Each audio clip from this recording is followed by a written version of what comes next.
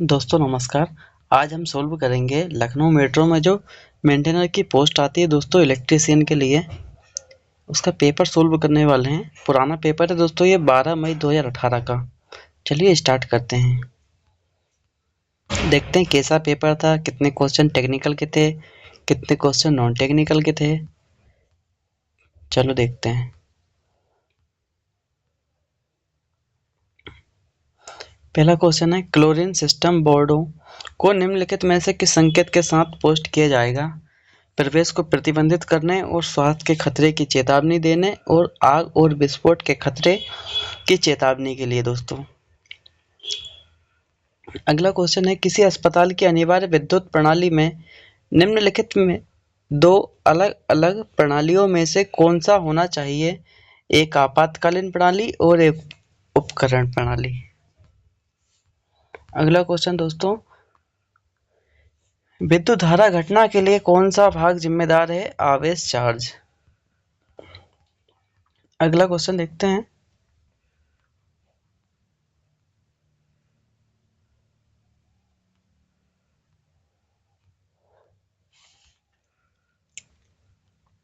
किसी परिपथ में धारा ज्ञात कीजिए जब उसमें प्रवेश करने वाला चार्ज Q बराबर 10 TC है, जहां समय T सेकेंड में है। 10 एम्पियर।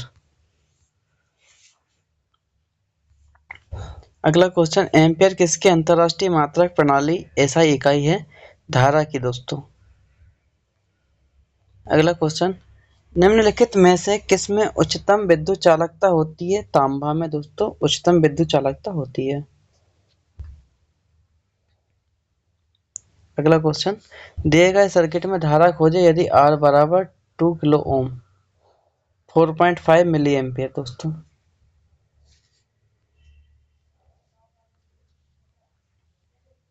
अगला क्वेश्चन, निम्नलिखित परिपथ सर्किट में वोल्टमीटर का मान बताएं। दोस्तों -8/7 वोल्ट। अगला क्वेश्चन है, निम्नलिखित परिपथ में धारा I खोजें। 24/23 एम्पियर। अगला क्वेश्चन है, राष्ट्रीय विद्युत संहिता का उपयोग निम्नलिखित में से किसके लिए नहीं किया जाता? सब स्टेशन डिजाइन के लिए दोस्तों। अगला क्वेश्चन देखते हैं।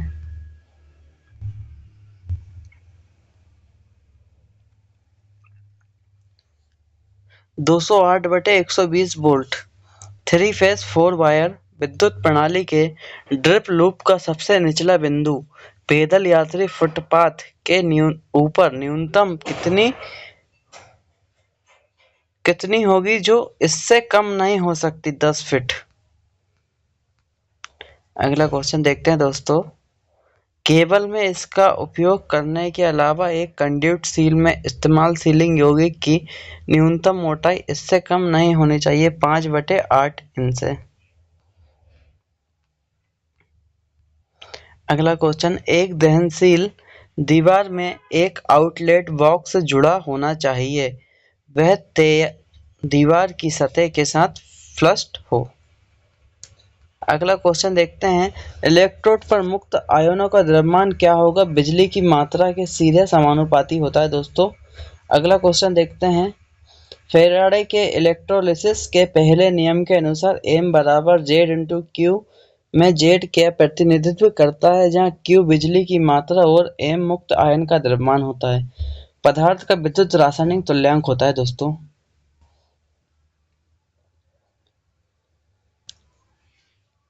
अगला क्वेश्चन है, किसी धातु सतह पर 8 एम्पियर प्रति सेंटीमीटर स्क्वायर धारा द्वारा 0.05 सेंटीमीटर मोटी निकिल की कोटिंग जमा होने के समय की गणना कीजिए। निकिल परमाणु भार 59 और घनत्व 9 ग्राम प्रति सेंटीमीटर क्यूब का एक द्विसंयोजक धातु है।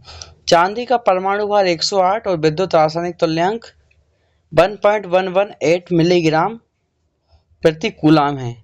184 सेकेंड दोस्तों आंसर। अगला क्वेश्चन देखते हैं, एक चक्र को पूरा करने के लिए प्रत्यावर्ती धारा AC द्वारा लिए गए समय को क्या कहा जाता है? प्रत्यावर्ती धारा AC की काला अवधि। अगला क्वेश्चन देखते हैं, किसी 200 पाई रेडियन प्रति सेकंड के कोणीय वेग के वेवफॉर्म की अवधि क्या है? 10 मिलीसेकंड। अगला क्वेश्चन, 60 हर्ट्ज आवृत्ति की प्रत्यावर्ती धारा का अधिकतम मान 120 एम्पीयर है। इसके तात्कालिक मूल्य के लिए समीकरण क्या है? आई टी बराबर 120 साइन कोष्टक 120 पाई टी एम्पियर। अगला क्वेश्चन, 60 हर्ट्ज आवृत्ति की प्रत्यावर्ती धारा का अधिकतम मान 120 ए है। 1/720 सेकंड के बाद इसका तात्कालिक मान क्या होगा? 60 एम्पियर दोस्तों। अगला क्वेश्चन देखते हैं, एक तरंग के तात्कालिक वोल्टेज V कोष्टक T बराबर 200 साइन कोष्टक WT प्लस 100 साइन कोष्टक 3WT प्लस 50 साइन कोष्टक 5WT कोष्टक बंद वोल्ट है। यदि यह एक हॉट वायर वोल्टमीटर के साथ मापा जाता है तो पाठ्यांक क्या होगा? 162 वोल्ट। अगला क्वेश्चन देखते हैं दोस्तों, एक वैकल्पिक वोल्टेज का आरएमएस मान और औसत मान 0.25 वोल्ट और 0.125 वोल्ट है। वैकल्पिक तरंग के फॉर्म फैक्टर की गणना करें 2। अगला क्वेश्चन देखते हैं, किसी नाभिक में शिथिलता से जुड़े कर्षण शक्ति इलेक्ट्रॉन को किस रूप में माना जाता है? मुक्त इलेक्ट्रॉन के रूप में जाना जाता है दोस्तों। अगला क्वेश्चन, धातु की सतह पर आने वाली प्रकाश ऊर्जा धातु के भीतर मुक्त इलेक्ट्रॉन को स्थानांतरित करने के लिए उन्हें सतह छोड़ने में सक्षम बनाती है। इसको किस प्रकार वर्गीकृत किया जाता है? प्रकाश विद्युत उत्सर्जन। अगला क्वेश्चन देखते हैं, किसी अर्धचालक में कर्षण शक्ति और चालन बैंड के बीच ऊर्जा का अंतर 1 इलेक्ट्रॉन वोल्ट होता है। अगला क्वेश्चन देखते हैं,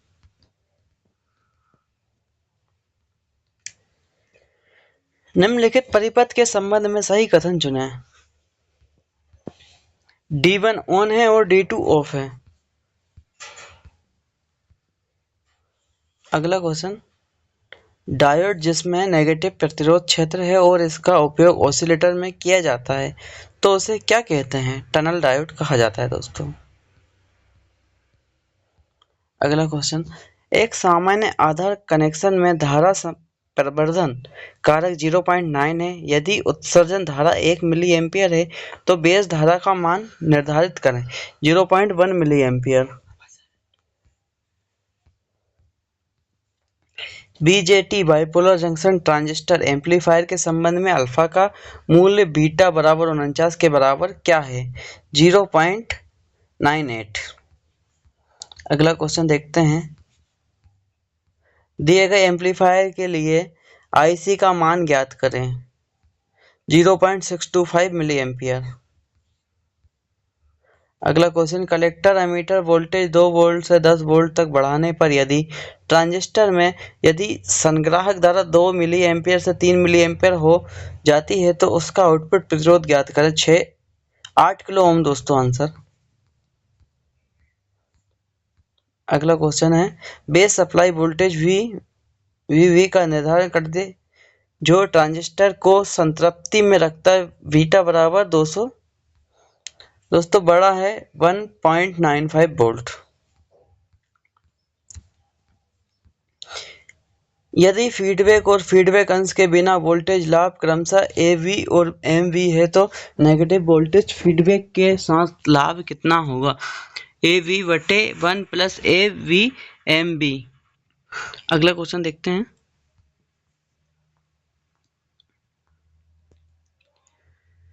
बिना फीडबैक के एम्पलीफायर का धारा गेन 240 है। जब नेगेटिव करंट फीडबैक लागू होता है तो एम्पलीफायर के प्रभावी धारा अवधि का निर्धारण करें। मान लें धारा क्षीणन MI बराबर 0.015 है।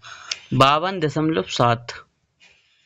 अगला क्वेश्चन देखते हैं, जेफेट के संबंध में निम्नलिखित में से कौन सा कथन गलत है? यह एक द्विध्रुवी ट्रांजिस्टर है। अगला क्वेश्चन, फेट में न्यूनतम ड्रेन सोर्स वोल्टेज जिस पर ड्रेन धारा अनिवार्य रूप से स्थिर हो जाती है इसे किस रूप में जाना जाता है? Pinch of voltage. अगला क्वेश्चन, एक जेफेट में निम्नलिखित पैरामीटर है। IDSS बराबर 32 मिली एम्पियर, VGS ऑफ बराबर -8 वोल्ट, VGS बराबर -4.5 वोल्ट। ड्रेन धारा का मान बताएं। 6.12 मिली एम्पियर। एक यूनियन जंक्शन ट्रांजिस्टर।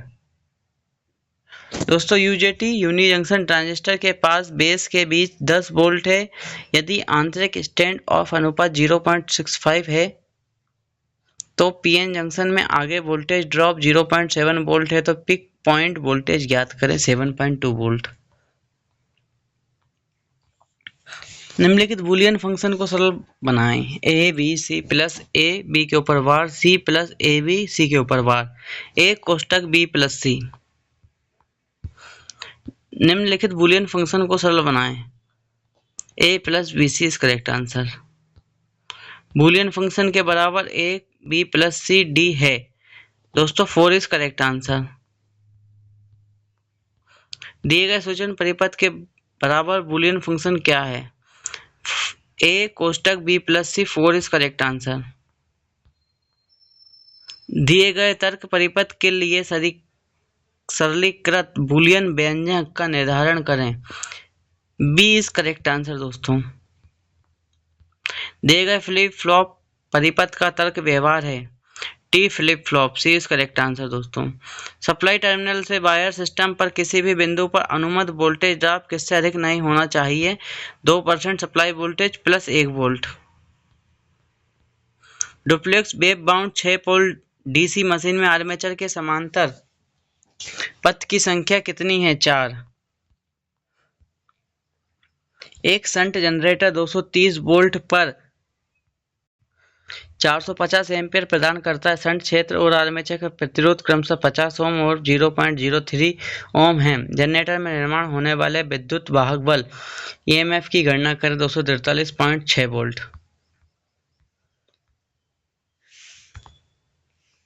एक इक्पति लेप कुंडलित जनित्र सिंप्लेक्स लेप बाउंड जनरेटर में उत्पन्न होने वाला विद्युत वाहक बल EMF पथ कितना होगा? 5Zn/60 × V volt.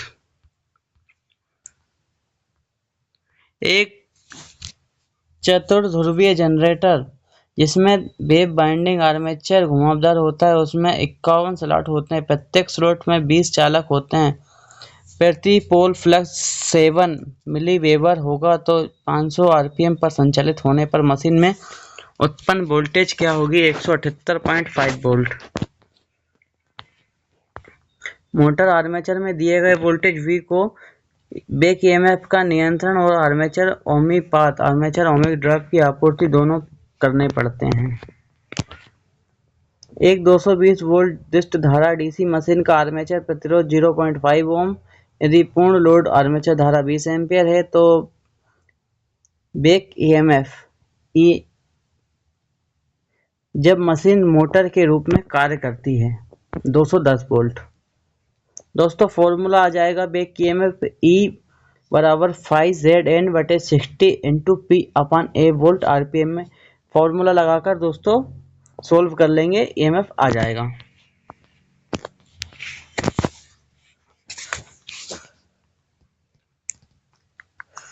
अगला क्वेश्चन है, एक 440 वोल्ट शंट मोटर में आर्मेचर प्रतिरोध 0.8 ओम के और फील्ड प्रतिरोध 200 ओम है। प्रति विद्युत वाहक बल बैक EMF का निर्धारण करें जब 85% दक्षता पर 7.46 किलोवाट आउटपुट दे रहा हो। 425.8 वोल्ट। एक 220 वोल्ट दृष्ट धारा DC shunt motor 50 ampere armature धारा पर 500 RPM पर चलती है। अगर टार्क दोगुना हो जाए तो गति की गणना करें। RA बराबर 0.2 ओम दिया है। 476 RPM। अगला क्वेश्चन देखते हैं।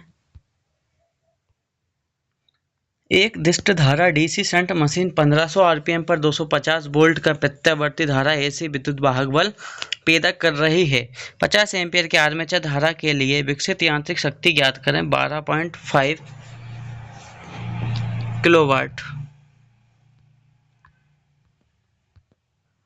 अगला क्वेश्चन है, एक डीसी सीरीज मोटर 220 वोल्ट और 40 एम्पीयर पर 800 आरपीएम पर चलती है। यदि आर्मेचर और फील्ड प्रतिरोध क्रमशः 0.2 ओम और 0.1 ओम है तो आर्मेचर में विकसित टार्क 99.3 न्यूटन मीटर होगा दोस्तों। अगला क्वेश्चन है, किसी ट्रांसफॉर्मर में निम्नलिखित में से किस शीतलन प्रणाली को प्राथमिकता नहीं दी जाती है? तो दोस्तों air blast cooled water field को नहीं दी जाती है।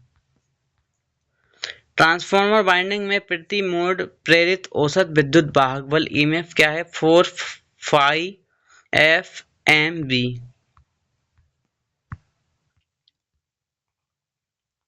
250/3000 volt 50 hertz single phase transformer के कोर में अधिकतम प्रवाह घनत्व 1.2 वेबर प्रति मीटर स्क्वायर है। यदि विद्युत वाहक बल प्रति मोड 8 वोल्ट है, द्वितीयक मोड का गणना करें। 375।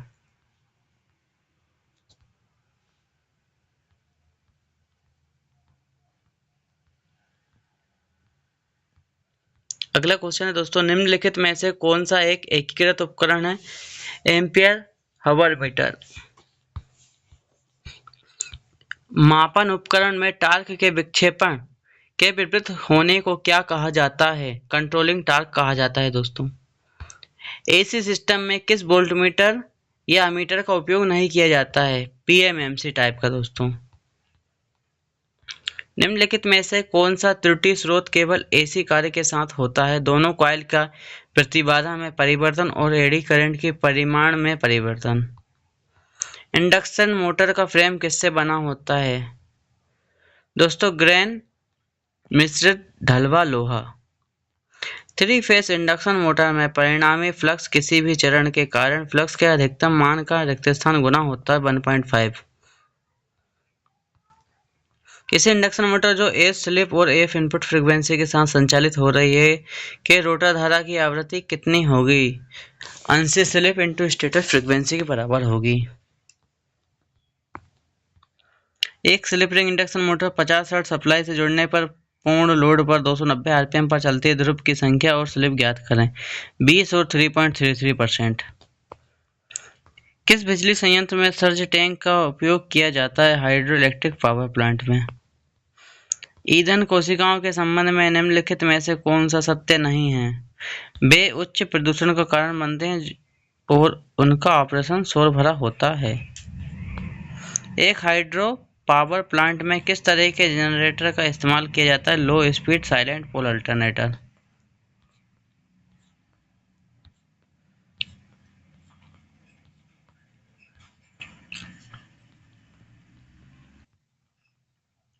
अगला क्वेश्चन है, विकसित देशों में किसी जनरेटिंग स्टेशन पर अधिकतम वोल्टेज कितना होता है?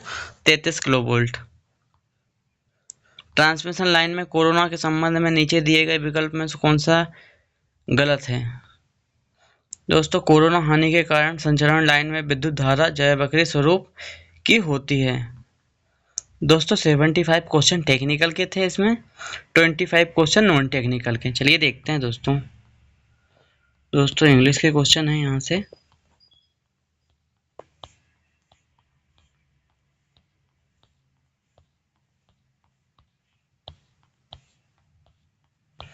वन बाई थ्री की नेगेटिव मार्किंग भी थी दोस्तों पेपर में। मैथ के क्वेश्चन आ गए हैं दोस्तों।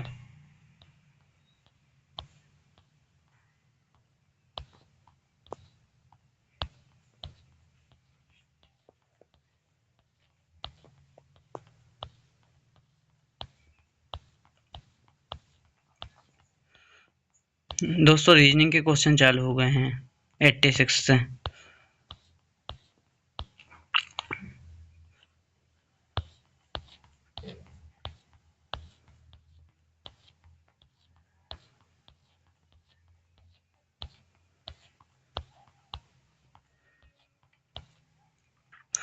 दोस्तों 91 से जीके के क्वेश्चन चालू हैं।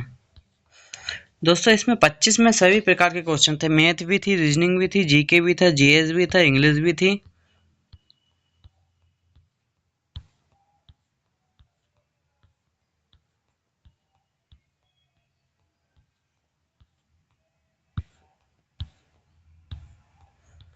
दोस्तों ये था पुराना पेपर। अगले वीडियो में एक और पेपर है, उसे भी सोल्व करेंगे। और यदि आपको इसका प्रिंट चाहिए या पीडीएफ चाहिए तो आप इसके डिस्क्रिप्शन में देख सकते हैं, मैं इसको अपलोड कर दूंगा, वहां से भी आप डाउनलोड कर सकते हैं। चलिए दोस्तों, मिलते हैं अगले वीडियो में, एक नया पेपर सोल्व करेंगे। जब तक के लिए बाय बाय।